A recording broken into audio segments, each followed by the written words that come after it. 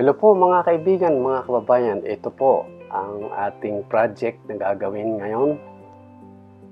Pagpalit po tayo ng valve cover ng sasakyan na Mrs. X5 BMW 2013. Tulad ng sabi ko po, yan, naglilik po siya at umuusok.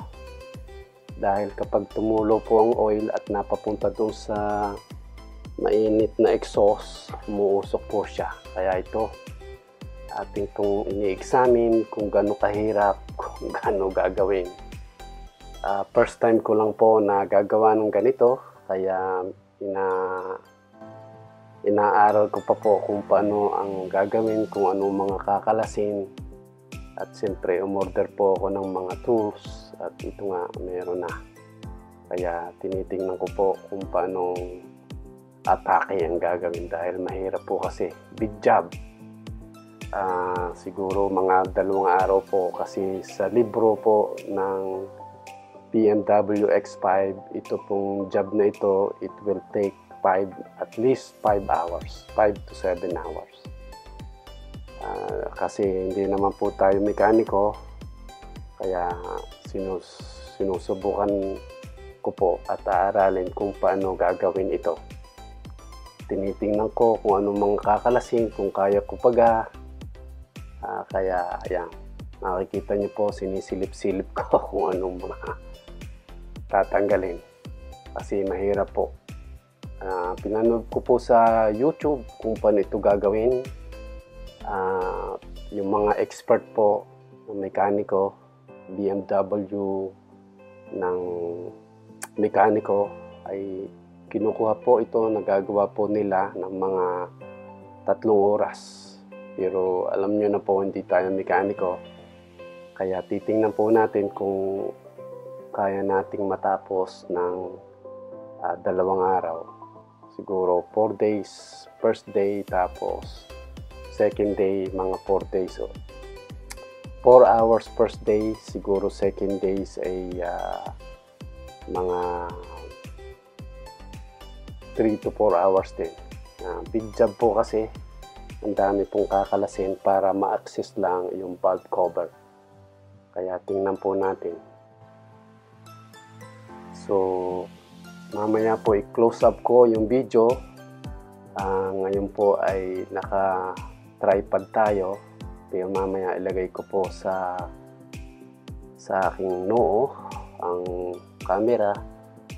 Upang sa ganon ay close up po natin makita kung anong gagawin. Okay, sana panoorin nyo po at ishare nyo po sa community kung paano po magtrabaho o gumawa ng sasakyan, mag-repair ang inyo pong abang lingkod. Sana po ay suportahan nyo po ako at panoorin itong video ito. Maraming salamat po sa inyong lahat. Sana mag-subscribe po kayo, like nyo po and share, at please support din po sa aking Team Manuel Lipat na wala pong sawang tumutulong sa ating mga kababayan. Ito pong video ito ay para sa pagpapalit ng valve cover ng BMW X5 ni Mrs. kasi mayroon pong leak.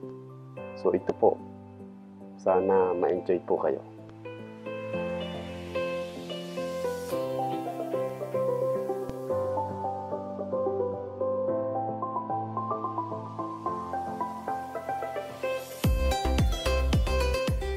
So yan po ang engine, kita nyo lahat po yan tatanggalin ko at para ma-access po natin yung valve cover.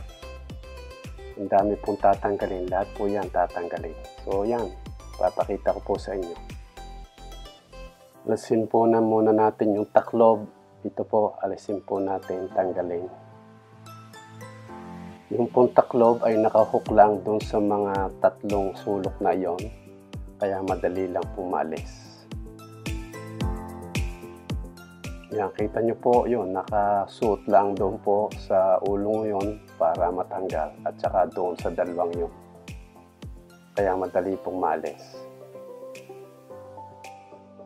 Yan, isa-isa ko pong tatanggalin yung mga wires na nakakabit upang sa ganon ma-access natin yung valve cover. So ito, papakita ko po sa inyo, isa-isa po nating tatanggalin yan dahil nakaharang po, kaya dapat tanggalin. Ang dami po niyan, tatanggalin yan. Isa-isang tatanggalin para ma-access yung valve cover kasi nasa ilalim po niyan yung valve cover niya. Kaya big job, big job. Yan. So tuloy-tuloy lang po tayo dito pagtatanggal ng mga wiring at saka yung airline, kailangan po ng screwdriver para malusan yung bolt at nang maalis natin yung tube na yan, yung airline. Isa-isahin po yung tatanggalin. So yan. Ang dami pong tatanggalin para lang matanggal yung valve cover. Pero meron po tayong tools na binili kaya mas magaling po dahil may tools. Meron tayong pick tool para maalis po yung connection na yan. Kasi kung wala po kayong special tool, madali pong masira, kaya dapat ay meron kayong tools, screwdriver or pick, at upang sa ganon huwag pong makrack. Kasi pag luma na po sa sasakyan, very brittle at yun, lagi pong masisira. Pero ginawa ko po, in case na masira, bumili na po ako ng bago. Yan. Kita nyo, ang dami pong mga connection na tinatanggal. Yan. Kaya dapat isa-isahin pong tanggalin yan. Alright, so tuloy-tuloy po tayo dito sa ating pag-repair ng valve cover ng BMW X5 2013. Kay Mrs. po yung sasakyan. Okay, fast forward ko po para mas madali at nang hindi po kayo mainip. Okay?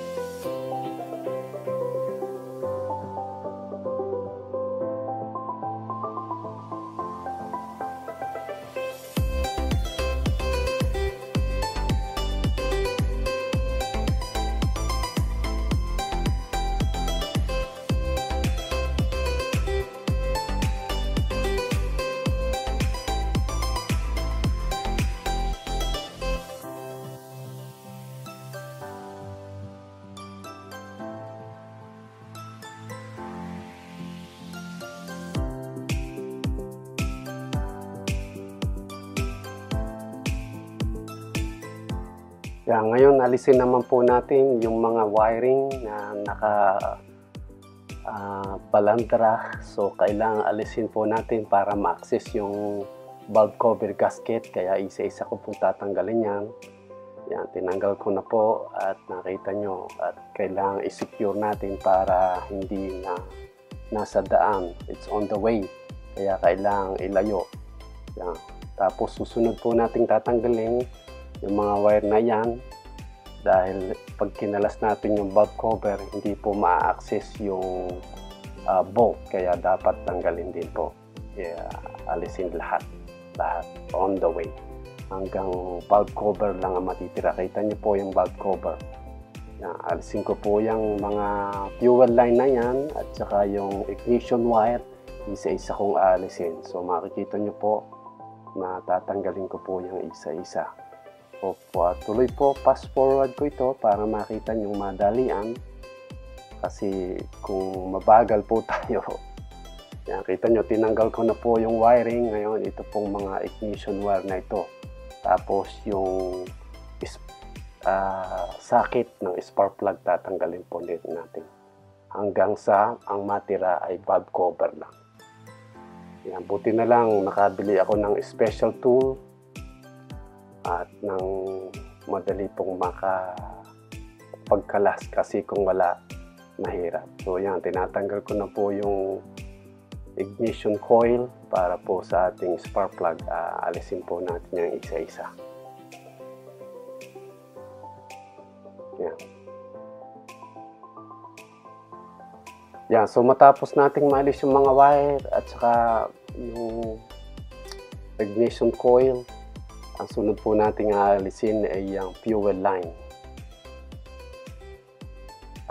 para po ma-access na natin yung valve cover. Makita nyo po.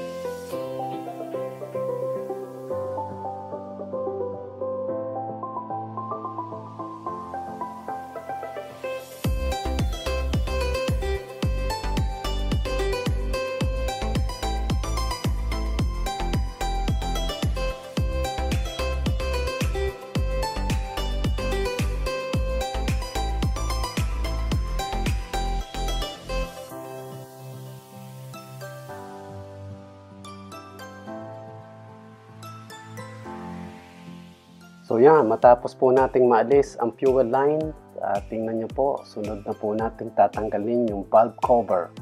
Ang dami po niyan, 23 volts. Isa-isa po nating aalisin yan para matanggal na at mapalitan na ng bago. So yan, makikita nyo po, ang dami po niyan na tatanggalin. Total po yan ay 23 volts. Kaya dapat po ay may tools. Iba po yan. Nakita niyo po yung tools na binili ko para po madali tayo makapag tanggal ng bolt. Kasi kung isa-isahin niyo pong yun, mas matagal.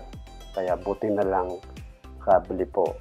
Importante rin po na meron tayong gloves kasi sobrang malangis. Kaya dapat ay may gloves po tayo para hindi po tayo madumihan ng husto. Mas mabilis po pagka may tools at isa-isa po nating tinatanggal yung bolt ng valve cover. Yan. Ang dami po niyan, 23. Buti na lang may tools kaya mas madali. Okay, tuloy-tuloy po ito, fast forward para makita nyo po.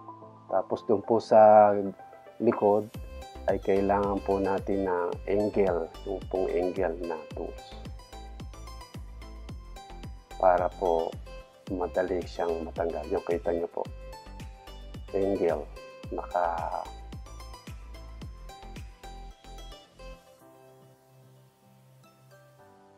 madali po siyang nakakalas kapag mayroon kayong proper tool. So ngayon natanggal na po lahat ang mga bolts. So i-pry ko na para po matanggal na yung luma at sirang naglilik na valve cover. So yan po tayo matatapos ngayon. Balik po tayo sa next day para po ituloy ang ating video ng pagpapalit ng valve cover sa X5 ng kotse ni Mrs. Yan, kita nyo po, natanggal na po yung luma. Compare ko po doon sa bago, makikita nyo na talagang may crack o may chip na lugar. So yan po, salamat po sa panonood. Sana tuloy-tuloy po ang inyong suporta. Yan po ang lumang valve cover na tinanggal natin. Makikita nyo po, ang hirap po alisin, pero naalis din. At yung gasket, kita nyo po, yan, sira na po ang gasket. Kaya kailangan palitan. Okay, salamat po sa inyong panonood. Kita nyo po, malangis. Yan po ang engine. Maraming salamat po sa inyong panonood. So mga kaibigan, mga kababayan, takluban po muna natin ang sasakyan kasi tuloy po natin the next day. Upang sa ganon, huwag pong maulanan, baka umulan, kaya tatakluban po natin siya. At kasi baka mabasa. Ay, alam niyo, pag nabasa po ang engine ng katubig, mahirap po. Kaya tatakluban po muna ng tap. At balik po tayo bukas at para ituloy ang ating project na ito, pagpapalit ng valve cover. May gasket at kung ano. Yan. Once again, maraming salamat po sa inyong panonood. Sana po nagustuhan nyo ito kung paano po tayo magpapalit ng valve cover ng X5 na sasakyan. Nawa po yung pagpapala ng Panginoong Diyos ay sumainyong lahat. Ingat po kayo. At lagi niyo po tatandaan, God loves you and Jesus died for you. See you soon. Bye-bye.